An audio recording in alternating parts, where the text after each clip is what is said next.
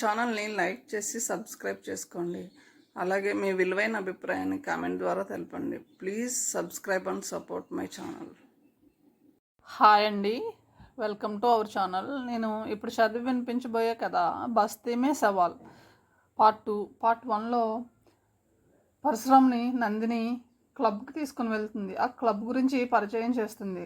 క్లబ్కి అధికారులు, రాజకీయ నాయకులు, స్మగ్లర్లు, క్రీడాకారులు, జోదగాళ్ళు, పేరుమోసిన రౌడీలు అందరూ వస్తారని చెప్తుంది. ఇక్కడ చాలా రకాల ఆటలు ఉంటాయి, ఎవరికి కావాల్సిన ఆట వాళ్ళు ఆడుకోవచ్చు అని చెప్తుంది. తర్వాయి భాగంలోనికి వెళ్దాం. ఎంజాయ్ చేయడానికి కొందరు జోదంలో డబ్బు గెలుచుకోవాలని, మరికొందరు మందు కొట్టి క్యాబరే చూడడానికి, ఇంకొందరు స్నేహాలను పెంచుకొని తమ తమ పనులను చక్కబెట్టుకోవడానికి, కొందరు ఇలా ఎన్నో రకాలు. కోర్స్ నేను మాత్రం కమర్షియల్ మైండ్తోనే వస్తాను. డబ్బు డబ్బు డబ్బు కోసం రామ్ ఎప్పటికైనా ఈ క్లబ్బు నా స్వాధీనం కావాలి, అది నా ఆశయం. ఆమె మాటలకి ఉలిక్కి పడ్డాడు పరశురామ్. ఇంతవరకు తను ఎరిగిన నందిని చాలా డిఫరెంట్గా కనిపించింది. మొత్తం జంట నగరాలని సొంతం చేసుకో, ఎవరొద్దన్నారు? ఎగతాళిగా అన్నాడు పరశురామ్. అతను ఎగతాళి చేశాడని ఆమె కోపం తెచ్చుకోలేదు. ఆమెకి క్లబ్లో చాలా పలుకుబడి ఉందని అతను గ్రహించాడు. Hello, good morning madam. ఎవరో ఆమెని విష్ చేస్తూ దగ్గరికి వచ్చారు. Hello hello hello mister Naidu అంటూ అతనికి షేక్ హ్యాండ్ ఇచ్చింది నందిని. నాయుడు ఏదో మాట్లాడుతున్నాడు ఆమెతో. వాళ్ళ మధ్య తను ఉండడం ఇష్టం లేక పరశురామ్ మెల్లగా స్విమ్మింగ్ పూల్ దగ్గరికి నడిచాడు. స్విమ్మింగ్ డ్రెస్లో దరిదాపు 20 మంది యువతులు స్విమ్మింగ్ పూల్లో ఈత కొడుతున్నారు. దీపాల వెలుగులో వాళ్ళ అందం, చందం, నునుపైన అవయవాలు చముక్కుమని మెరిసిపోతున్నాయి. అందరూ 16 నుంచి 30 లోపు వయసు గల అమ్మాయిలు. స్విమ్మింగ్ పూల్ గట్టు మీద కుర్చీలో కూర్చుని నక్షిక పర్యంతం కళ్ళింత చేసుకుని ఆ యువతుల అందాలను కొరుక్కు తింటూ కూర్చున్నారు కొందరు. అయితే చాలామంది దృష్టి ఒకే అమ్మాయి మీద ఉంది. అంతలో స్విమ్మింగ్ పూల్లోంచి గట్టు మీదకి వచ్చిందో అమ్మాయి. దీపకాంతిలో దేవకన్యలా మెరిసిపోతుంది ఆమె. అందరి చూపు ఆమె మీద కేంద్రీకరించబడింది. గుటకలు మింగుతూ ఆ అందాన్ని చూస్తున్నారు. లాడర్ వైపు కదలబోతున్న ఆమె దృష్టి పరశురామ్ మీద పడింది. అతను నీళ్ళల్లో ఈతలాడుతున్న వాళ్ళని చూస్తున్నాడు. ఎందరెందరో కళ్ళు ఇంత చేసుకుని తన అందాలను చూడడం ఆమెకి తెలుసు. తను ఒక్కసారి వాళ్ళ కేసు చూస్తే చాలని తప్పించిపోయే భక్తులు ఉన్నారు. అలాంటిది ఓ యువకుడు కనీసం తన కేసు చూడకపోవడం, అసలు తనని పట్టించుకోకపోవడంతో క్షణం పాటు నివ్వెరపోయింది ఆమె. అతని కేసి 2 క్షణాలు చూసింది. మగాడు అనుకుంది. వెంటనే లేడిలా అతని కేసు పరిగెత్తుకొచ్చింది. పరశురామ్ ఏమి జరుగుతుంది గ్రహించేలోగా ఆమె అతని బూటు కాళ్ళ పైకెక్కి అతని మెడ చుట్టూ చేతులు వేసి గట్టిగా అతని పెదవులపైన ముద్దు పెట్టుకుంది. ఆమె తడి ఒంటితో తనని పట్టుకోవడంతో తన సూటు బూటు పాడైపోవడం చూసి ఆమెని విదిలించుకున్నాడు కోపంతో. తన అందాన్ని అతను కేర్ చేయకపోవడమే కాకుండా విదిలించి కొట్టడంతో అమ్మాయి రెచ్చిపోయింది కోపంతో. రోషంతో బుసలు కొట్టింది. Brute, this is Pramila the great. ఈ క్లబ్ మహారాణి నేను. నా కోసం నా అందాన్ని చూడడానికి జనం పడి చచ్చిపోతారు. అలాంటిది నేనుగా నిన్ను కిస్ చేస్తే విదిలించి కొడతావా? You are not a mom beast అంటూ అతని చెంప పగిలేలా ఈడ్చి కొట్టింది ఆమె. క్షణం పాటు ఆమె చర్యకు నివ్వెరపోయినా తేరుకొని వాట్ ది హెల్ బ్లడీ ఆమె చేతిని గట్టిగా బిగించి పట్టుకున్నాడు. బాధతో కీచుగా అరిచింది ప్రమీల. తన చెయ్యి అతని చేతిలో నలిగిపోతుంటే వెలువెల్లాడిపోతుంది. అప్పటి వరకు ఎక్కడున్నారో 10 మంది దృఢకాయలు పరశురామ్ని చుట్టుముట్టారు. నందిని సరిగ్గా అప్పుడు చూసింది. జరిగిందేమిటో అర్థం చేసుకోవడానికి అట్టేసేపు పట్టలేదు ఆమెకి. క్షణం ఆలస్యం జరిగితే ఏం జరుగుతుందో ఆమెకి తెలుసు. ఆమె అక్కడికి సుడిగాల్లా దూసుకెళ్ళింది. కమాన్ రామ్ అంది అతని చేతిని పట్టుకొని. ఆ వ్యక్తి మేడంకి సంబంధించిన వాడని తెలియగానే రౌడీలు నివ్వెరపోయి పక్కకు తప్పుకున్నారు. సారీ మేడం అంటూ. It's all right. ఆమె పరశురామ్ చేతిని పట్టుకుని అక్కడి నుంచి తీసుకెళ్ళిపోయింది. అదుపు తప్పబోతుందనుకున్న పరిస్థితి ఒక్కసారిగా స్తబ్దంగా మారిపోవడంతో ప్రమీల ఊపిరి పీల్చుకుంది. జరిగిందంతా చూసిన రసిక మహారాజులు ఆ అదృష్టం తమకి కలగలేదే అని విచారంలో పడిపోయారు. అతని చేతిలో నలిగిపోయిన తన చేతిని ముద్దు పెట్టుకుంటూ ప్రమీల ఆనందంలో యా అని అరుస్తూ స్విమ్మింగ్ పూల్లో దూకింది. ఆమె నీళ్ళల్లో కెరింతలు కొడుతుంటే మిగిలిన యువతులు తన్మయంగా చూడసాగారు. నందిని చిరుకోపంతో అంది. అందమైన అమ్మాయి ముద్దు పెట్టుకుంటే మురిపంగా మంచమెక్కి కూర్చోవాలి కానీ ఇలా గొడవ పెట్టుకుంటావా? ఆమె మందలింపుకి పరశురామ్ చాలా ఇబ్బందిగా చూశాడు. బుద్ధి లేకపోతే సరే, ఇటు పెద్ద అడవి కాదు, అటు చంటు అడవి కాదు, నీతో చస్తున్నాను. నా సూటు బూటు పాడైపోతే నాకు కోపం రాదా మరి అన్నాడు అతను. ఆమె చిన్నగా నవ్వింది అతని మాటలకి. నీ బోడి సూటు బూటు పాడైపోతాయని కోరి వచ్చి కానుకనిచ్చిన ఆడదాన్ని అవమానిస్తావా రామ్? ఆడది సామాన్యంగా ఎవరి మీద మోజు పడదు. పడిందంటే అది అతగాడు చేసుకున్న పూజని తెలుసుకో. అయితే నన్నేం చేయమంటావు? విసుగ్గా అడిగాడు పరశురాం. ఆ అమ్మాయి అడుగు కింద వేస్తే ఎక్కడ కందిపోతుందో అన్నట్లుగా ఎత్తుకొని పడగదిలోకి తీసుకెళ్ళాలి. రసతరంగాల్లో ముంచెత్తాలి. అది మగాడి లక్షణం. ఆమె అలవోకగా అతన్ని చూస్తూ చెప్తుంటే టక్కున సమాధానం చెప్పాడు. అలాంటి వాటి వల్ల నాకు ఇంట్రెస్ట్ లేదు. ఆమె విచిత్రంగా చూసింది. వయసులో ఉన్న కుర్రాడు ఇలా మాట్లాడితే జకో కింద కట్టేస్తారు రామ్. గడపలోకి వచ్చిన సిరిని పడగదిలోకి వస్తానని ఆడదాన్ని కాలదన్నితే జీవితాంతం ఏడవలసి ఉంటుంది. నందిని మాటలు అతని బుర్రపైన బాగా పనిచేసినాయి. తను ప్రమీల్ని అలా అవమానించడం తప్పేనని అనిపించింది అతనికి. ప్రమీల్ని తను పరీక్షగా చూడలేదు, కానీ ఆమె మాటల వల్ల నందిని చెప్పిన దాన్ని బట్టి ఆమె చాలా అందగత్త అయి ఉండాలనుకున్నాడు. ప్రమీల ఎవరామె? తనని అంత పబ్లిక్గా ముద్దు పెట్టుకోవడానికి ఆమె అంత సాహసం ఎందుకు చేసింది? అసలు ఆమె ఆంతర్యం ఏమిటి? ఇద్దరికీ పూర్వపరిచయం లేదు. తనని ఆమె కానీ ఆమెను తాను కానీ ఇంతవరకు పూర్వం చూడలేదు. నందిని అన్నట్టు నిజంగానే తనలో అంత ఆకర్షణ ఉందా? నందిని నవ్వింది. ఎందుకు ఇప్పుడు ముద్దులో ఆలోచిస్తావు? చేజారిపోయిన దాన్ని గురించి బుద్ధిహీనులు ఆలోచిస్తారు. పరశురాంకి ఆమె ఎవరో తెలుసుకోవాలనిపించింది. అదే సమయంలో అతని కళ్ళ ముందు ఓ మనోహర శిల్పం ప్రత్యక్షమైంది. అనూష, తన ప్రియతమ. అతని కళ్ళల్లో నీరు గిర్రున తిరిగింది. నందిని అతని కళ్ళల్లో నీటిని చూసి కలవరపడింది. అతను చేయి పట్టుకుని, నేనేమన్నా తప్పుగా మాట్లాడానా రామ్ అడిగింది. అతను చూపుడు వేలుతో కన్నీటిని తుడుచుకుంటూ, లేదు మేడం, ఎప్పుడో గుండెల్లో గుచ్చుకున్న ముళ్ళు కలుక్కుమంది అంతే. ముళ్ళు నేను తీనా? ఆర్తితో అడిగింది నందిని. అతను వెరిచూపు చూశాడు. జేబులోంచి సిగరెట్ ప్యాకెట్ తీసి సిగరెట్ వెలిగించాడు పరశురాం. ముళ్ళు తీయగలవేమో కానీ గుండె గాయాన్ని మానపలేవు మేడం. పీకలోతు ఊబులో కూరుకుపోయిన దురదృష్టవంతుడిని. జీవితం నాకు అనుభవాల పాఠాలని నేర్పింది తప్ప నన్ను నన్నగా ఎప్పుడూ బతకనివ్వలేదు. నా గుండెల్లో రాజుకున్న చిరుమంట ఓ అగ్నిపర్వతంలా మారింది. అది చల్లారే వరకు నాకు మనశ్శాంతి లేదు. జేబులోంచి పేక ముక్కలను తీశాడు. అరచేతిలో 4 వేళ్లతో నొక్కి పట్టి బొటన వేలుతో విరిచాడు వాటిని. నందిని అతని మొహంలోకి చూసింది. కళ్ళల్లో ఎర్ర జీరలు. శరీరంలోని రక్తం మొత్తం అతని మొహంలోకి పొంగింది. పళ్ళు కొరుకుతున్నాడు. అతడి చేతిని పట్టుకుని మృదువుగా నిమురుతూ రామ్ అని పిలిచింది నందిని. తెరలు తెరలుగా కళ్ళ ముందు నిలుస్తున్న అనూష జ్ఞాపకాల్ని, రూపాన్ని పక్కకు నెట్టేశాడు పరశురాం. నీ బాధ ఏమిటో, నీ అశాంతికి కారణం నాకు చెప్పవచ్చుగా అడిగిందామె. అతను తల అడ్డంగా ఊపాడు. అంత చెప్పకూడని రహస్యమా? ఆమె మొహంలోకి చూశాడు పరశురాం. తన పట్ల ఆమె కనబరుస్తున్న వాత్సల్యం ఎలాంటిదో మెరుస్తున్న ఆమె కళ్ళు చెబుతున్నాయి. అవసరం వచ్చినప్పుడు నేనే చెప్తాను. దయచేసి ప్రశ్నలు వేసి నన్ను వేధించకు. ఓకే, ఇంతసేపు మాటల్లో పడి వచ్చిన పని మర్చిపోయాను. పద, లోపలికి వెళ్దాం. అతని చేతిని పట్టుకొని ముందుకు నడుస్తూ అంది నందిని. ఆమెతో పాటుగా విశాలమైన హాల్లో అడుగు పెట్టాడు అతను. లోపల వాతావరణం కళ్ళు జిగేలమనిపించేలా ఉంది. అందమైన దీపాలు, ఖరీదైన ఫర్నిచర్, సూటు బూటు ధరించిన దొరబాబులు, సీతాకోక చిలుకల్లో అందమైన అమ్మాయిలు. ఒకచోట పెద్ద చక్రం గిరగిరా తిరుగుతుంది. దానికి పలు రకాల రంగులు ఉన్నాయి. ఆ రంగు గళ్ళల్లో డబ్బు పెట్టి జోదం ఆడుతున్నారు. ఏ రంగు పైన సొమ్ము వేస్తే ఆ రంగు పాయింటర్ దగ్గర చక్రం ఆగాలి. అక్కడ హుషారుగా కేరింతలు, అరుపులు వినబడుతున్నాయి. లోపల నుంచి వెస్ట్రన్ మ్యూజిక్ వినిపిస్తుంది. పరశురాం లోపలికి తొంగి చూశాడు. 2 అమ్మాయిలు అర్ధనగ్నంగా పోటీపడి డాన్స్ చేస్తున్నారు. అతని కళ్ళల్లో ఆశ్చర్యాన్ని గమనించింది. ఇక్కడ సర్కస్ చూస్తున్నంత అనుభూతి కలుగుతుంది రామ్. ఇక్కడ ఎన్నో రకాల జోదాలు జరుగుతాయి. అంతా డబ్బే. ఎవరి అభిరుచి మీద వాళ్ళు ఆ ఆట ఆడతారు. నేను మాత్రం డంకా పలాస్ ఆడతాను అంది. డంకా పలాస్ అనే మాట వెనకగానే చురుగ్గా ఆమె కేసి చూశాడు. ఆమె అవును అన్నట్లుగా కళ్ళల్లో నవ్వుతూ తలను కిందికి ఆడించింది. అది చాలా ప్రమాదకరమైన ఆట మేడం. అతని మాటలకు విచిత్రంగా చూసింది నందిని. So what? సిగరెట్ వెలిగిస్తూ అడిగాడు. నువ్వు హాబీ కోసం ఆడుతున్నావా లేక డబ్బు కోసం ఆడుతున్నావా? You are a mad man. నేను హాబీ కోసం జోదం ఆడను, డబ్బు కోసమే ఆడతాను. ఇది నా ప్రొఫెషన్ అందామె.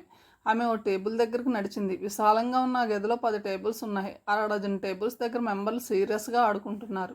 టేబుల్ మీద కరెన్సీ నోట్ల కుప్పలు. ఆడ, మగ, పెద్ద, చిన్న తారతమ్యం లేకుండా అక్కడ కలిసిపోయినట్టుగా కనిపిస్తున్నారు. ఆమె పక్కనే కూర్చున్నాడు రామ్. అతను ఆ వాతావరణానికి అలవాటు పడడానికి ప్రయత్నిస్తున్నాడు. గొప్ప గొప్ప మనుషులతో పాటు రౌడీ షీటర్స్ కూడా అక్కడ సమానంగా చురుగ్గా పాల్గొంటున్నారు. బార్ క్యాబిన్ దగ్గర నుంచున్నాడు. చూడు, వాడే ఈ క్లబ్ ఓనర్ కొడుకు మదన్. పేరుకు తగ్గట్టే మదంతో కొట్టుకు చస్తుంటాడు అంది నందిని. పరశురాం మెల్లగా తల తిప్పి చూశాడు. అతను ఆకలిగొన్న పులిలా ఉన్నాడు. అతని కళ్ళు లోతుగా ఉండి చూడగానే చెడు అభిప్రాయం కలిగేలా ఉన్నాడు. అంతలో చుడీదార్ వేసుకున్న అమ్మాయి అతని పక్కకి వచ్చింది. హాయ్ డాలీ అన్నాడు మదన్. అమ్మాయి అతని కేసి రుసరుస చూస్తూ ముందుకు వెళ్ళబోయింది. ఆమెని 2 చేతులతో ఎత్తుకుని, వాళ్ళ నన్ను ఉంచి తప్పించుకోలేవు డాలీ డియర్ అంటున్నాడు మదన్. You leave me. అని అతని గుండెల మీద 2 చేతులతో కొడుతోంది డాలి. అతను నవ్వుతూ లోపలికి ఎత్తుకెళ్తుంటే చేతుల్ని కాళ్ళని తప్ప కొడుతుంది డాలి, అతని నుండి విడిపించుకోవడానికి ప్రయత్నిస్తూ. పరశురాం లేవబోయాడు. నందిని కళ్ళతో వారిస్తోంది. కూర్చోరామ్, నువ్వు హీరోలు ఇక్కడ ఏమీ కష్టపడనవసరం లేదు. ఆమె క్లబ్లో డాన్సర్, అతను ఓనర్. వాళ్ళ మధ్య ఏముందో మనకు తెలీదు. అయితే ఆమెకి ఇష్టం లేని పని అతను ఎందుకు చేయాలి? కోపంగా అన్నాడు. పని జరిగిందో లేదో మనకు తెలియదు, అది మనకి అనవసరం. ఇక్కడ అన్ని విషయాల్లోనూ మన ప్రమేయం ఉండకూడదు. మదన్ చాలా చెడ్డవాడు అంది నందిని. అతను మొహం చిన్నబుచ్చుకునేసరికి నందిని అనునయంగా అంది. ఇప్పటికే ప్రమేలతో గొడవ పడ్డావు. వచ్చిన రోజునే నిన్నందరూ రౌడీ షీటర్ కింద జమ కడితే నాకు బాధగా ఉండదా? ఇవాళ నేను కనీసం 2-3 లక్షలు గెలవాలని వచ్చాను అంది. ఏమిటి 2-3 లక్షలా? అవేమన్నా చింతపిక్కలా అన్నట్టు చూశాడు. లక్షలే, రూపాయలు అంటే కరెన్సీని నేను చాలా ప్రేమిస్తాను రామ్. కరెన్సీని ప్రేమించిన వాళ్ళు ఎవరూ ఉండరు, పరశురామ్ అన్నాడు మొక్తిసరిగా. 3 వ్యక్తులు ఆమె ముందుకు వచ్చి నుంచుని గుడ్ మార్నింగ్ మేడం అన్నారు. నందిని తలెత్తి చూసింది. ఓహ్ ఖాన్ సాబ్, వెరీ గుడ్. ఇవాళ నాకు సరైన కంపెనీ దొరుకుతుందో లేదో అనుకుంటున్నాను ఇంతసేపు అంది. ఖాన్ సాబ్ చిరునవ్వుతో ఆమె ఎదురుగా కూర్చున్నాడు. మనం కలిసి ఆడి చాలా దినాలైంది మేడం అన్నాడు. ఆయన వజీద్ ఖాన్, బడా బిజినెస్ మ్యాన్. ఆయన సిస్టర్ కుందన్ లాల్. సిటీలో ఉన్న ద్రాక్ష తోటలు, కోళ్ల ఫారాలు ఎక్కువ సంఖ్యలో ఈయనవే. పోతే తను శ్యామ్లాల్, బంగారం వ్యాపారి అని పరశురామ్కి పరిచయం చేసింది నందిని. ఏ బచ్చా కౌన్ హై అడిగాడు వజీద్ ఖాన్. రాధకి కృష్ణుడి వంటి వాడు అంటే చాలా కావాల్సిన వాడని ప్రత్యేకించి చెప్పనవసరం లేదనుకుంటాను. వాళ్ళు 3 ఆమె మాటలకు పడి నవ్వారు. ఆమె మొదలు పెడదామా అడిగాడు వజీద్ ఖాన్. షూర్, నా బదులు మా పరశురాం ఆడతాడు అంది. ఆ మాటలు విని పరశురాం చివాలన తలెత్తి చూశాడు. నేను ఆడను అన్నాడు నిష్కర్షగా. నందిని అతని మాటలకు విస్మయంగా చూసింది. అదేం, పేకాట నీకు ఇష్టమేగా అంది. కోర్స్, కానీ నాకు ఇష్టం లేని పని నా చేత చేయించడానికి మాత్రం ప్రయత్నించనని నాకు మాట ఇచ్చావు. నీకు ఇది ఇష్టం లేని పని అని నేను ఊహించలేదు. ఇప్పుడు చెప్తున్నా కదా, నా కోసం ఆడొచ్చు కదా. అతని భుజం పైన చేత్తో మృదువుగా నొక్కిందామె. ఇతరుల కోసం నేను ఎప్పుడూ జోదం ఆడలేదు, మొండిగా సమాధానం ఇచ్చాడు. అదేం మేడం, ఆ బచ్చ మనతో ఆడి గెలవగలడనేనా పరిహాసంగా అన్నాడు ఖాన్ సాబ్. గెలుస్తాడు, గెలవడని కాదు ఖాన్ సాబ్. నాకు నమ్మకం ఉన్న వ్యక్తి ఈ రామ్. ఇతనితోనే ఇక ముందు నా తరపున గ్యాంబ్లింగ్ చేయించాలనుకుంటున్నాను. నష్టం లేదు, అతనికి ఇష్టం లేదంటున్నాడుగా. ఓకే, లెటస్ క్యారీ ఆన్ అంది. ఆ గదిలోకి ఆమె అనుచరుడు రాబర్ట్ అతని మనుషులతో వచ్చి గుమ్మం దగ్గర నిలబడ్డాడు. ఏదైనా మోసం జరిగినా గొడవ జరిగినా ఆమెకి రక్షణ కల్పించడానికి వాళ్ళు వచ్చారని పరశురాం గమనించాడు. 4 మధ్య ఆట మొదలైంది. ఖాన్ సాబ్ ముక్కలు పంచాడు. కుందన్లాల్, శ్యామ్లాల్ డ్రాప్ అయ్యారు. నందిని బ్లైండ్ 10,000 వేసింది. ఖాన్ సాబ్ 10,000 వేశాడు. నందిని ముక్కలు ఎత్తి చూసింది, కలత పడింది. అది చూసి మరో 20,000 బెట్ చేసింది. ఖాన్ సాబ్ 3 ఆశలు తిప్పాడు. నందిని వాటమును చూసి గతుక్కుమన్నాడు రామ్. ముక్కలు పంచుతున్నప్పుడే నందినికి ఆట పడడం లేదని పరశురాం గ్రహిస్తున్నాడు, కానీ మాట్లాడడానికి వీల్లేదు. నందిని చాలా డాష్గా ఆడి డబ్బు పోగొడుతుంది. ఈరోజు గెలుపు మొత్తం నాదే మేడం అంటున్నాడు ఖాన్ సాబ్. కుందన్లాల్, శ్యామ్లాల్ చాలా జాగ్రత్తగా బ్యాలెన్స్డ్గా ఆడుతున్నారు. ఇక వెళ్ళిపోదాం అన్నాడు పరశురాం మెల్లగా. నథింగ్ అంటూ బ్లైండ్ 25,000 వేసింది. కుందన్లాల్ 3 రాజులు చూపించాడు. నందిని 3 జాకీలు. ఆమె మళ్ళీ ఓడిపోయింది. ఒక్క ఆట కూడా గెలవలేదు. ఆమె 2-3 లక్షలు గెలుస్తానని ప్రగల్భాలు పలికింది. ఆమె బ్యాగ్ ఖాళీ అయిపోయింది. పరశురాం ఉక్రోషంతో జేబులోంచి ప్యాకెన్ తీసి 4,000తో ప్యాకెన్ నొక్కి బటన్ వేలుతో విరిచాడు. అది చూసి ఖాన్ సాబ్ హేళనగా నవ్వాడు. భలే మేడం, పోలీస్ పేకతో ఆడుకునేవాడితో మాతో ఆడించాలనుకున్నారా? ఆ మాటలకు పరశురాం మొహం ఎర్రబడింది. ఉద్రేకాన్ని అంచుకుంటూ అదే చేతిని గట్టిగా నొక్కి విడిచిపెట్టాడు. 2 గంటల్లో 2 లక్షలు పోగొట్టుకుంది నందిని. అయినా ఆమె మొహంలో విచారం కానీ ఆందోళన కానీ కనిపించలేదు. ఆమె లేచి నించుంది. అదేం మేడం, అప్పుడే వెళ్ళిపోతున్నారా? తెచ్చిన సొమ్ము అయిపోయింది చిరునవ్వుతో అందామే. మీ మీద నమ్మకం ఉంది, డబ్బుదేముంది, ఆడండి కుందన్లాల్ ఉత్సాహపరిచాడు.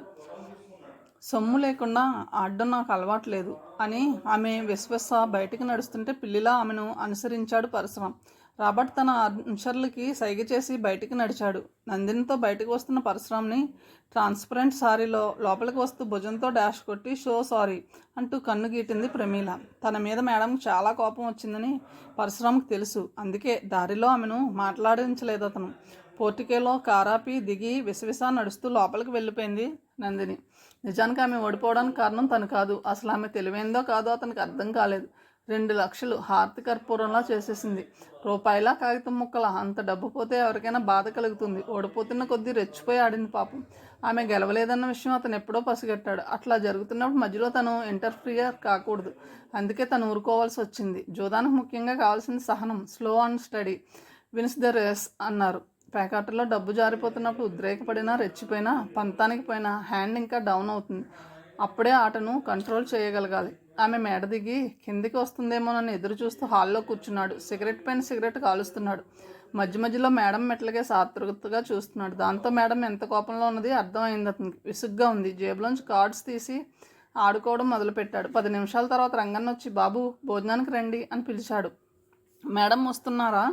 ఆతృతగా అడిగాడు పరశురాం. రంగన్న చాలా మెల్లగా చెప్పాడు, అమ్మగారు చాలా కాక మీద ఉన్నారు బాబు. ఇలాంటప్పుడు పలకరిస్తే కొరడా దెబ్బలు తప్పవు. పరశురాం అతన్ని ఎగాదిగా చూశాడు. అంత భయపడుతున్నావు, నువ్వెప్పుడైనా రుచి చూసావా? రంగన్న నవ్వాడు. ఆ విషయంలో అమ్మగారికి తరతమ భేదం లేదు బాబు. ఇక్కడ నౌకర్లకే కాదు బాబు, మీలా ఇంటికి వచ్చిన అతిథులు కూడా కొందరు అమ్మగారి చేతివాటం రుచి చూసిన వాళ్ళే.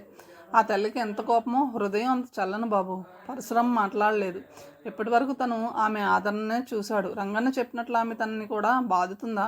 కొరడా లాక్కొని తిరిగి కొట్టగలడు కానీ ఇంతవరకు ఆదరించి అన్నం పెట్టిన ఆమె విషయంలో తను 2 దెబ్బలు తిని వెళ్ళిపోతాడే తప్ప ఆమెను ఎదురు తిరిగి అందులో ఓ ఆడదాన్ని కొట్టడం పేక ముక్కల్ని జేబులో పెట్టుకుని డైనింగ్ హాల్లోకి నడిచాడు పరశురాం. రంగన్న వడ్డన చేసి చేతులు కట్టుకుని నుంచున్నాడు. భోజనం అయిందనిపించుకుని గెస్ట్ రూమ్లోకి నడిచాడు పరశురాం. డ్రెస్ మార్చుకుని మంచం మీద వాలిపోయాడు. కిటికీలోంచి చల్లని గాలి మత్తు గలిపే సెంపెంగ సువాసనలను తోడుగా తీసుకొచ్చి అతని ఒంటిని తాకుతుంది. కానీ రెస్ట్లెస్గా ఫీల్ అవుతున్న పరశురాంకి ఆ వాతావరణం ఉల్లాసాన్ని కలిగించడం లేదు. ఏదో దిగులు. ఆమె అంత డబ్బు ఓడినందుకు అతనికి ఎంతో బాధగా ఉంది. ఆమె తన గదిలోకి వస్తుందన్న నమ్మకంతో ఉన్నాడు అతను. ఆమెతో మాట్లాడాలి. ఏం మాట్లాడాలో నిర్ధారణగా అతనికే తెలియదు. కానీ ఆమె రావాలి, తను మాట్లాడాలి. ఇది అతను కోరుకుంటున్నాడు. సిగరెట్ పైన సిగరెట్ కాలుస్తూ గంట పైగా ఎదురు చూశాడు. గోడ గడియారం 12 గంటలు కొట్టింది. ఆమె రాలేదు. ఏదో తెలియని బాధ అతని గుండెనికి ముళ్ళుతో పొడుస్తుంది. అసలు ఆమె ఎవరు? తనని ఎందుకిలా ఇంతగా ఆదరించింది? ఆదరించడంలో గల ఆంతర్యం ఏమై ఉంటుంది? మళ్ళీ ప్రశ్నలు. ఆమె ఎదురుపడేసరికి ఏమీ అడగలేడు. అసలు ఆమెకి తన అవసరం ఏమిటో అర్థం కావడం లేదు. తన కోసం డబ్బును ఎలా ఖర్చు చేస్తుంది? తన నుంచి ఆమె ఆశిస్తున్నది ఏమిటి? అతనికి చెయ్యి ఇచ్చింది. అసలు తన దగ్గర ఏమన్నా ఉంటే ఆశించడంలో అర్థం ఉంది. తనే ఓ అనామకుడిలా తిరుగుతున్నాడు. సిగరెట్ పొగ పీలుస్తుంటే నాలుక చేదుగా అనిపిస్తుంది. పెదవులు మండుతున్నాయి. తల గిర్రుగిర్రున తిరుగుతుంది. చేతిలో సిగరెట్ని సగం కూడా కాల్చకుండానే యాస్ట్రేలో కుక్కేశాడు. చల్లని చిరుగాలి వీస్తున్నా అతని మొహాన చిరు చెమటలు పోస్తున్నాయి. తోటలోకి వచ్చి ఆ భవనం కేసి చూశాడు. దీపాలు ఆర్పేసున్నాయి. దాంతో నిర్ధారించుకున్నాడు ఆ పూట నందినికి రాదని. కాసేపు తోటలో తిరిగి ఓ సిమెంట్ బల్లపైన కూర్చున్నాడు. ఆ ఆలోచనలతో అతని బుర్ర పగిలిపోతుంది. చిక్కుముడులు పడిపోయిన తన సమస్యలు ఎప్పటికి విడిపోతాయి? అనూషను తను చేరుకోగలిగేది ఎప్పుడు? అనూష తన ప్రాణం, గుండెకాయ. అతని పెదవులపైన విషాదమైన చిరునవ్వు ఒక్కటి కదిలిపోయింది. అంత కఠినమైన శిక్ష అనూషను విడిచి అతను ఏనాడు ఊహించలేదు. సంవత్సరం పాటు కలుసుకోకూడదని షరతు పెట్టింది అనూష. రామ్, నీ మీద నమ్మకం పోయిందని నేను అనడం లేదు. నా ప్రేమలో ఏదో లోపం ఉంది. అందుకే ఇలా జరిగి ఉండాలి. దయచేసి మనం ఇంకా కలుసుకోవద్దు రామ్. అను, నీ ప్రేమలో ఎప్పుడూ లోపం లేదు. నువ్వెందుకలా అనుకుంటున్నావు? నా మనసుకి ఎంత బాధ కలగడానికి కారణం నేనే అని భావిస్తే నన్ను క్షమించాను. కానీ మనం కలుసుకోవద్దని షరతులు ఆంక్షలు పెట్టి నన్ను పిచ్చివాడిని చేయకు, ఆర్తితో అభ్యర్థించాడు. అనూష విరక్తిగా నవ్వింది. అవును రామ్, కష్టమో నష్టమో తప్పదు. అసలు మనది ప్రేమో కాదో మనం తెలుసుకోవాలి. మనది ప్రేమ అను. ఎంత పిచ్చివాడు రామ్. ఇంత జరిగినా నన్ను ఇంకా ఇది ప్రేమేనని నమ్మమంటావా? అందుకనే 1 సంవత్సరం పాటు మనం కలుసుకోకూడదు. సంవత్సరమా? అదిరిపడ్డాడు పరశురాం. అవును రామ్, రోజులు ఇలా తిరిగొస్తాయి. రోజు తిరిగినట్టే మనిషిలోనూ మార్పు సహజంగా వస్తుంది. మనం సంవత్సరం తర్వాత కలుసుకున్నప్పుడు ఎప్పటిలాగే ఒకరంటే ఒకరికి ఇష్టం, అభిమానం, ఆకర్షణ, ఒకరినొకరం చూడాలనే ఆరాటంతో మనసు తప్పించిపోతే మనం ప్రేమికులం అవుతాం, లేదా ఎవరి దారిన వాళ్ళు విడిపోతాం. అయితే మళ్ళీ ఎప్పుడు? ఆమె కళ్ళల్లో నీరు సుడులు తిరుగుతుంది. ఆమె తల వంచుకుని వెక్కి వెక్కి ఏడుస్తుంటే ఆమె తలపైన చేత్తో నిమురుతూ అన్నాడు. ఓకే అను, వచ్చే నీ పుట్టినరోజు నాడు ఇదే గుడిలో ఇదే మండపం దగ్గర కలుస్తాను. అనూష తలెత్తి అతని మొహంలోకి చూసింది. సంవత్సరం పాటు నిన్ను చూడకుండా ఎలా ఉండాలి రామ్ అన్నట్టు ఉందామే చూపు. మా డాడీకి ట్రాన్స్ఫర్ అయింది, ఈ ఊరి నుంచి వెళ్ళిపోతున్నాం రామ్. నీకోసం నువ్వు చెప్పినట్లే ఆ రోజు వస్తా. విష్ యూ గుడ్ లక్ అని పరుగులాంటి నడకతో వెళ్ళిపోయిందను. ఆమె గొంతులోని వేదన అతనికి తెలిసింది కాదు. ఆమె అంత బేలగా అతను అనూషని ఎప్పుడూ చూడలేదు. తనకి ధైర్యాన్ని నూరిపోసే అనూషలో ఆ మార్పుకు కారణం తనేనని అతనికి తెలుసు. అనూష కళ్ళు తుడుచుకుంటూ లోపలికి వచ్చేశాడు పరశురాం. మర్నాడు సాయంత్రం వరకు నందిని అతనికి కనిపించలేదు. పరశురాం మధ్యాహ్నం ఆమె కారులో బయటకు వెళ్ళడం చూశాడు. ఉదయం కాఫీ, టిఫిన్, మధ్యాహ్నం భోజనం గెస్ట్ రూమ్లోనే తీసుకొచ్చాడు రంగన్న. దాంతో బంగ్లాలోకి వెళ్ళే అవకాశం దొరకలేదు అతనికి. భోజనం చేసి పడుకుని సాయంత్రం 5 గంటలకు లేచాడు. స్నానం చేసి డ్రెస్ చేసుకుని రెడీగా కూర్చున్నాడు. 6 గంటలకి నందిని క్లబ్కు వెళ్తుందని అతనికి తెలుసు. అతని ఊహ కరెక్టే. సరిగ్గా 6 గంటలకి నందిని బ్యాగ్ భుజానికి తగిలించుకుని పోర్టుకోలోకి వచ్చింది. అక్కడే నిలబడి తోటమాలకి మరో పని మనిషికి ఏవో పనులు పురమాయించి చెబుతోంది. పరశురాం సిగరెట్ వెలిగించుకుంటూ ఆమె దగ్గరికి నడిచాడు. నందిని అతని కేసి చూడకుండా అసలు అతన్ని చూడనట్టు నటిస్తూ కార్ డోర్ తీసి బ్యాగ్ని నిర్లక్ష్యంగా సీటులోకి విసిరి స్టీరింగ్ ముందు కూర్చుంది. డోర్ తెరిచి ఆమె పక్కనే కూర్చున్నాడు. అతన్ని అప్పుడే చూసినట్టుగా చూసింది. గుడ్ మార్నింగ్ మేడం అన్నాడు. మార్నింగ్, నేను క్లబ్కి వెళ్తున్నాను అంది. తెలుసు, నేను వస్తున్నాను. ఆమె తమాషాగా నవ్వింది. ఎందుకు బాబు, మళ్ళీ ఏ అమ్మాయితోనూ గొడవ పడ్డానికేగా అంది. నేను అనవసరంగా ఎవరితోనూ గొడవ పడలేదు మేడం. అలాగా నవ్వింది. ఎందుకా నవ్వు? కళ్ళ గ్లాసెస్ని ముక్కు పైకి జరిపింది. నేను నవ్వడానికి నీ పర్మిషన్ కావాలా? అతను మౌనంగా ఉండిపోవడం చూసి అంది నందిని. నాకు చేతకాని వాళ్ళని చూస్తే నవ్వొస్తుంది. నేను క్లబ్కి రాకూడదా? సూటుగా అడిగాడు పరశురాం. రావద్దని నేను ఎప్పుడూ అన్నాను. You are most welcome Ram. నువ్వు నా గెస్ట్వి. డ్రింక్ చేయి, అందమైన అమ్మాయిని చూస్తూ కాలక్షేపం చేయి. నీకు ఏది సరదా అనిపిస్తే అది దొరుకుతుంది అక్కడ. Thank you. కారు స్టార్ట్ చేసింది నందిని. నా మీద కోపం పోయిందా మేడం? మెల్లగా అడిగాడు. నీ మీద కోపమా? ఆమె పడి పడి నవ్వింది. అలా నవ్వొద్దు. అతని మొహం కందగడ్డలా అయింది. అది చూసి నందిని భుజం పైన చేవేస్తూ మెత్తగా నొక్కింది. గుడ్ మార్నింగ్ మేడం వినయంగా అన్నాడు మదన్లాల్. నందిని పరశురాంతో సహా లోపలికి వస్తుంటే ఆయియే వకీద్ ఖాన్ ఆహ్వానించాడు. మీకోసమే ఎదురు చూస్తున్నాం అన్నాడు శ్యామ్లాల్. క్రితం రోజు పరిచయమైన వ్యక్తులే వాళ్ళు కావడంతో పరశురాం పలకరింపుగా నవ్వాడు. పేక ముక్కలు కలుపుతూ మొదలు పెడదామా అడిగాడు ఖాన్సాబ్. అంది మత్తుగా నందిని వారకంట పరశురామును చూస్తూ. ఏంటి మేడం ఈ బచ్చాన్ని మళ్ళీ తీసుకొచ్చావు అని ఖాన్సాబ్ అంటే, అదే రామ్ బయటికి పోయి స్విమ్మింగ్ పూల్లో ఈత కొట్టుకోరాదు కుందన్లాల్ అన్నాడు. పరశురాం చురుగ్గా వాళ్ళ కేసు చూశాడు. అప్పటికే మేడం తమ మనుషులు గదిలో ప్రవేశించి తలో చోట నుంచున్నారు. మేడం నువ్వు పక్కకి జరుగు, నేను ఆడతాను అన్నాడు పరశురాం. ఆ మాటలు వింటుంటే నందిని కళ్ళు పెద్దవయ్యాయి. అతని వంక ఆరాధనతో చూస్తూ నువ్వు ఆడతావా అంది. అవును. ఆమె చేయి పట్టుకుని కుర్చీలోంచి లేచి ఆ కుర్చీలో కూర్చున్నాడు పరశురాం. హెమ్డీ మేడం, ఈ బచ్చాతో మేము ఆడాలా అన్నాడు ఖాన్సాబ్. నందిని సమాధానంగా పరశురాం చేతిని తన 2 చేతులతో తీసుకుని ముద్దు పెట్టుకుంది. మా రామ్ కుర్రాడే కాదన్నను. ఆట ఆడడానికి కుర్రాడా పెద్దాడా అన్నది సమస్య కాదుగా, కావలసింది డబ్బు. ఇదిగో అంది నందిని. అది కాదు మేడం, మీతో ఆడితే ఉండే రంజు పసందు ఈ బచ్చాతో ఆడితే ఏముంటుంది? పరశురాం శివాలను అతని కేసు చూశాడు. మిస్టర్ ఖాన్ అతని గొంతు గదిలో ప్రతిధ్వనించింది. అతను అలా ఏకవచనం సంబోధన చేసేసరికి ఉలిక్కిపడ్డాడు ఖాన్తో సహా అతని దోస్తులు. మొహంలోకి చిరునవ్వు తెచ్చుకున్నాడు. బచ్చా అని నన్ను తీసి పారేస్తున్నా? నీకు నాతో ఆట సులువేగా, గెలుపు సాధ్యమేగా, నీకు కావాల్సింది డబ్బేగా. మేడంకి మీకు అనుభవం ఉన్న నాకు లేని మాట వాస్తవం. ఇదే మొదటిసారి క్లబ్లో టేబుల్ పైన జోద్యం ఆడడానికి రంగంలోకి దిగడం. క్యారియాన్ కమాన్ అన్నాడు వెటకారంగా. ఖాన్సాబ్, కుందన్లాల్, శ్యామ్లాల్ మొహాలు చూసుకున్నారు. ఓకే కానీ కుందన్లాల్ కలిపి పంచాడు నలుగురికి. బెట్టింగ్ నీ ఇష్టం రామ్, ఎంతైనా అభ్యంతరం లేదు. స్టీవర్డ్ తెచ్చిన విస్కీ సిప్ చేస్తూ అంది నందిని. విస్కీ అంటే ఆమె గులాబీ రంగు పెదమల దీపాల కాంతిలో తలుక్కుమని మెరుస్తున్నాయి. అందరూ సొమ్ము బల్లపైన పెట్టారు. బ్లైండ్ మరో 5 అన్నాడు పరశురాం. ఖాన్సాబ్ 10,000 పెట్టాడు. పరశురాం ముక్కలను చూసి 20,000 బల్ల మీద పెట్టాడు. షో చేయి అన్నాడు ఖాన్. పరశురాం చిరునవ్వుతో 3 ఆశలు చూపించాడు. ఖాన్ సాబ్ తెచ్చిపెట్టుకున్న నవ్వుతో శబాష్ అన్నాడు. పరశురాం గెలుపు చూసి నందిని మరో లార్జ్ పెగ్ ఆర్డర్ చేసింది. గో హెడ్ రామ్, ఆమె చిన్నపిల్లలా అరిచింది. పరశురాం ఆట విధానాన్ని చూసి ఖాన్ సాబ్ అతని సహచరులు నిర్గంతపోతున్నారు. ఆట ప్రత్యర్థి చేతిలో ఉన్నప్పుడు తెలివిగా డ్రాప్ అవుతూ, ఆట ఉన్నప్పుడు ప్రత్యర్థి చేత ఎక్కువ బెట్ చేయించి గెలుస్తున్నాడు. పరశురాం ఆడుతుంటే నందిని మొహంలో భావాలని కనిపెట్టడానికి ప్రయత్నిస్తున్నారు ఖాన్ ముఠ. అలాంటి సున్నితమైన విషయాల్లో నందినికి అపారమైన అనుభవం ఉంది. 3 గంటల్లో 2.5 లక్షలు గెలిచాడు పరశురాం. కమాన్ రామ్, లెటస్ గో అంది నందిని. కాసేపు ఆడదాం అన్నాడు ఖాన్ సాబ్. నిద్ర వస్తుంది, మళ్ళీ రేపు కలుస్తాముగా అని అతన్ని తీసుకుని బయటకు నడిచింది నందిని. కారులో అన్నాడు పరశురాం, నువ్వు పోగొట్టుకున్న డబ్బును వడ్డీతో సహా గెలిచి పెట్టాను. ఇప్పుడైనా కోపం పోయిందా అడిగాడు. నందిని చిలుపుగా చూసింది అతని కేసి, అతని తొడ మీద గిల్లుతూ. నిన్ను గెలుచుకోవడానికే నిన్న నేను డబ్బు పోగొట్టాను. నాకు ఆ డబ్బు గెలిచి ఇవ్వడానికి ఈరోజు నువ్వు గ్యాంబ్లింగ్కి దిగుతావని నాకు తెలుసు.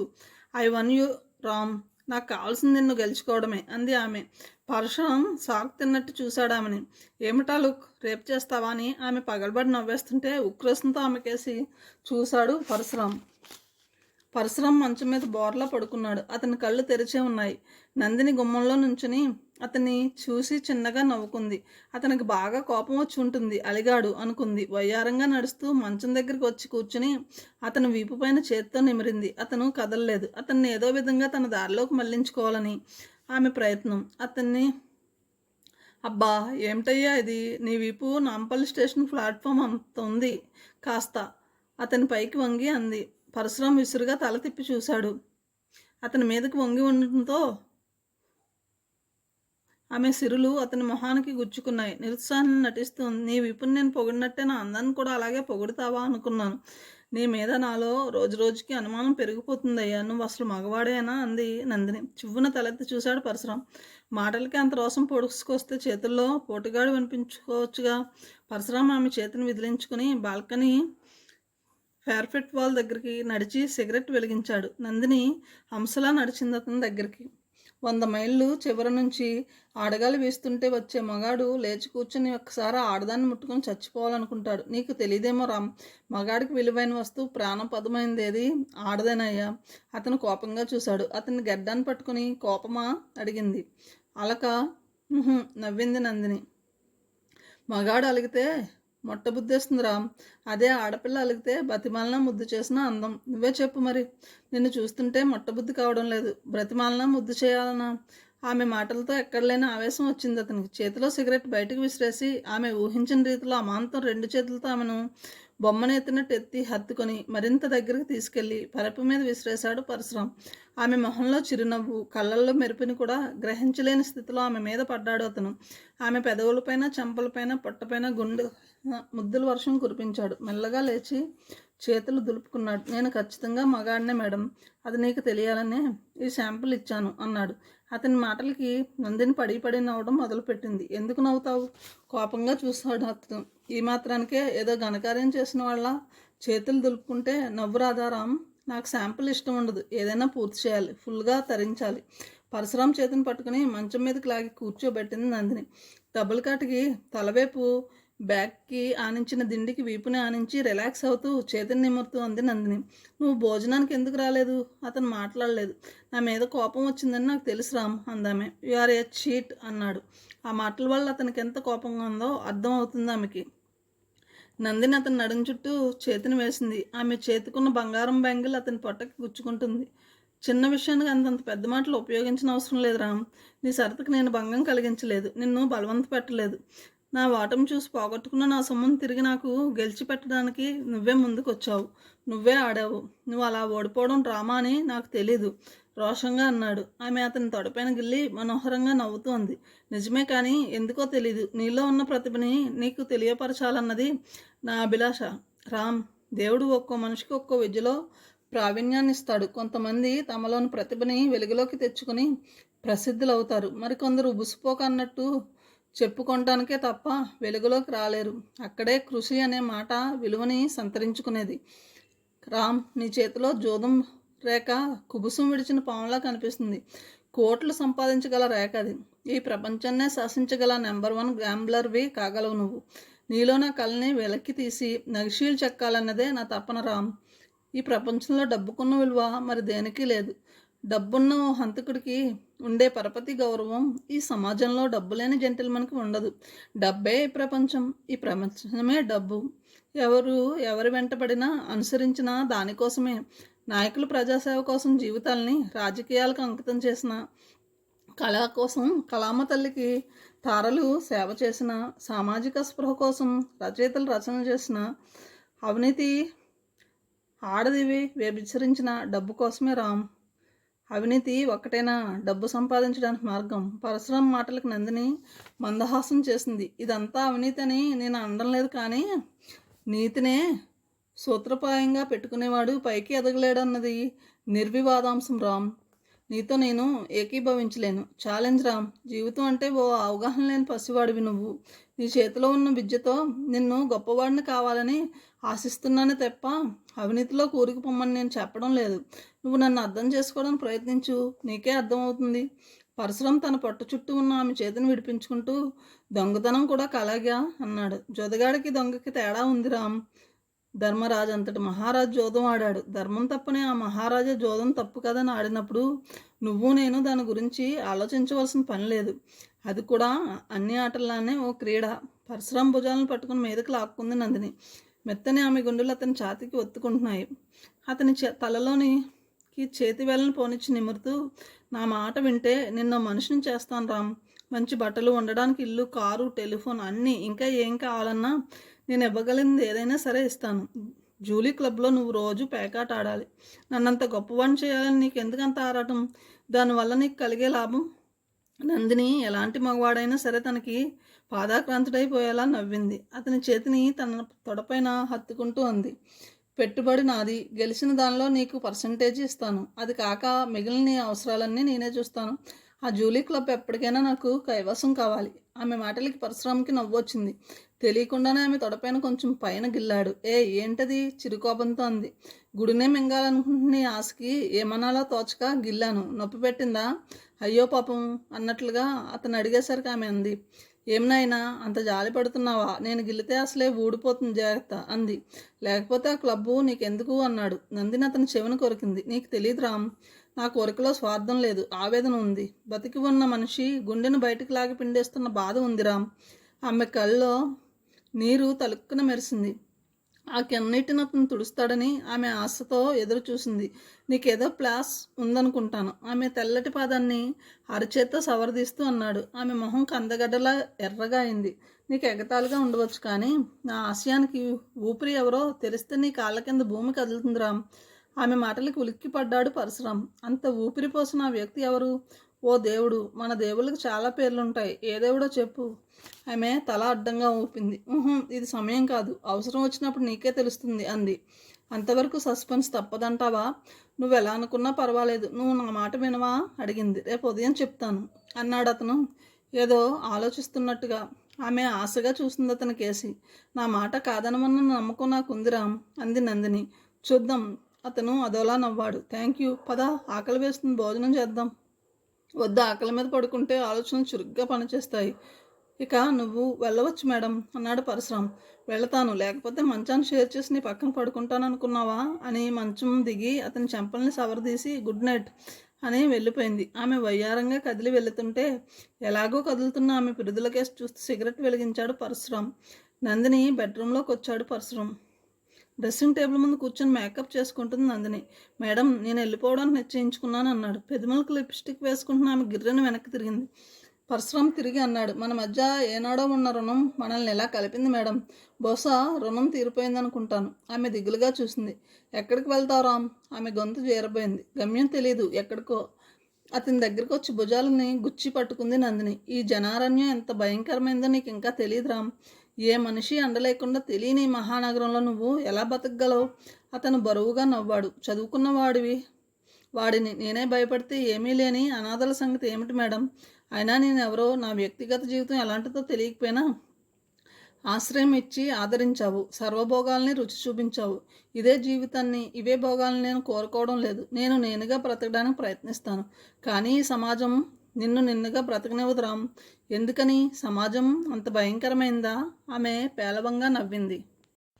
అనుభవంతో చెప్తున్నాను. వైకుంఠపాలిలో సర్పాలు పాముల్ని మింగినట్టే నీలాంటి మనిషి వేసే ప్రతి ముందు అడుగు ఓ సుడిగుండాన్ని సృష్టిస్తుంది సమాజం. ఈ సుడిగుండాల నుంచి నిన్ను కాపాడుకోలేవు రామ్. అతను పిచ్చివాళ్ళ నవ్వాడు. ఇల్లు విడిచిపోతున్న ఆడపిల్లని హెచ్చరించినట్టు హెచ్చరిస్తున్నావు మేడం. నేను ఆడపిల్లను కాను. కానీ నేను ఎప్పుడో ఊబులో కూరుకుపోయాను. ఆ ఊబులోంచి బయటపడతానో లేదో నాకు తెలీదు. అయినా దేవుడు నాకు మొండి ధైర్యాన్ని ఇచ్చాడు. ధైర్య సాహసాలు ఉన్నవాడికి దేవుడి సాయం ఎప్పుడు ఉంటుందని నా నమ్మకం. సెలవు, వెళ్తాను మేడం అన్నాడు అతను. అతని గొంతు బొంగురుపోయింది. వెళ్ళొస్తాను అనాలి రామ్. అతను తల అడ్డంగా ఊపాడు. రాను అని గబగబా అడుగులు బయటికి వేశాడు పరశురాం. గుమ్మంలో నిలబడి తోటల్లోంచి అతను వెళ్ళిపోతున్న వైపు దిగులుగా చూస్తుంది నందిని. ఆమె కళ్ళని కారు మేఘాలు ఆవహించగా నీరు సుడులు తిరుగుతుండగా అతను ఒక్కసారి వెనక్కి తిరిగి చూస్తాడని ఆశపడిందామె. కానీ పరశురాం వెనక్కి తిరిగి చూడలేదు. అతను కాంపౌండ్ వాల్ గేటు దాటి బయటకు వెళ్ళిపోయాడు. జేబులో కొద్ది డబ్బు మాత్రమే ఉంది. ఆ డబ్బు 2 రోజులు సరిపోవచ్చు. ఆ తర్వాత ఎవరూ తెలియని మహానగరంలో బతకాలంటే చిన్న పని ఏదైనా దొరకాలి. ఎవరిస్తారు? తనకి ఎవరు తెలుసు? ఎలాంటి పని తను చేయగలరు? డిగ్రీ పూర్తి కాలేదే తప్ప బొత్తిగా చదువులేనివాడు కాదు తను. ఇరానీ హోటల్లో టీ త్రాగి ఇందిరా పార్కులోకి నడిచాడు. చల్లటి నీడనిస్తున్న ఓ చెట్టు కింద పడుకున్నాడు అతను. సిగరెట్ వెలిగించి ఓ చేతిని తల కింద పెట్టుకుని వెల్లకిలా పడుకున్నాడు పరశురాం. అతని బుర్రలో ఎన్నో ఆలోచనలు. దేనికి ఓ రూపం రావడం లేదు. మేడం మాటని కాదని వచ్చేయడం తను చేసింది పొరపాట. 10 రోజుల పాటు ముక్కు మొహం తెలియని తనని ఆమె ఎంతో ఆదరించింది. కానీ ఆమె ఆదరణ వెనుక స్వార్థం తనకి నచ్చలేదు. ఒక విధంగా అది ఆమె స్వార్థం అనుకోవడానికి కూడా వీలు లేదు. ఆమెది జోద ప్రపంచం. గ్యాంబ్లింగ్ క్వీన్ నందిని కమర్షియల్గా ఆలోచించి తనతో ఒప్పందం కుదుర్చుకోవడానికి నచ్చజెప్పడానికి ప్రయత్నించడం ఏ విధంగానూ తప్పు కాదు.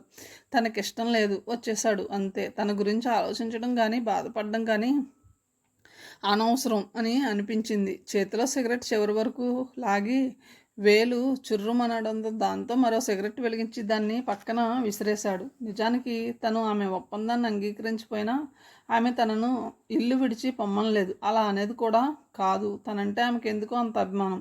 మేడం పట్ల అతనికి గౌరవం చెక్కు చెదరలేదు. ఆ రోజు ఊర్మిళకి తన ఇల్లు విడిచిపెట్టడం ఇష్టం లేదు. కానీ ఇల్లు విడిచిపెట్టక తప్పలేదు. మేనమామ చెన్నకేశవులు పరువు కోసం నాలుగు కోసుకుంటాడు. మేనమామ అగ్గి రాముడైపోయాడు. పరశురాం తల్లి తండ్రి లేనివాడని నిన్ను చేరదీసినందుకు నాకు గొప్ప కీర్తిని సంపాదించి పెట్టావురా. ఇంత గొప్పవాడివైపోతావని నేను కలలో కూడా ఊహించలేదురా. నన్ను నలుగురికి మొహం చూపించకుండా చేశావు. చాలురా చాలు. చాలా గొప్ప నిర్వాకం చేశావు. పో, నాకు కనిపించకు. ఆవేశంతో మేనమామ ఒళ్ళు మరిచి మందలిస్తుంటే పరశురాం నోరు విప్పలేదు. అది నేరమే అయింది ఆయన దృష్టిలో. దాంతో మరీ పెట్టరేగిపోయాడు. సిగ్గులేక నోరు మూసుకుంటావేరా? చేసిన దాన్ని సమర్థించుకోవడమా అది? నేను ఆడపిల్ల తండ్రిని. నా జాగ్రత్తలో నేను ఉండాలి. నీలాంటి వాళ్ళకి ఆశ్రయం ఇస్తే తోడేళ్ళని నమ్మి పసిపిల్లకి కాపలా పెట్టినట్లు అవుతుంది. ఆ మాటలకి తల కొట్టేసినట్టయి చివాలను తలెత్తి చూశాడు పరశురాం. ఏమిటా చూపు? అర్థం అయిందిరా. నువ్వు ఇప్పుడు ఎలాంటి కిరాతకానికైనా రెడీగా ఉన్నావు. ఇక నిన్ను ఉపేక్షించకూడదు. గెట్ అవుట్ అరిచాడు చెన్నకేశవులు. గుమ్మం పక్కనే నిలబడి పమిటి చెరుగును నోటికి అడ్డం పెట్టుకుని విలపిస్తుంది ఊర్మిళ. మేనమామ కోపం ఎలాంటిదో తమకు తెలుసు. ఇప్పుడు తనేం చెప్పినా వినే పరిస్థితిలో లేడాయనకి అని అతనికి తెలుసు.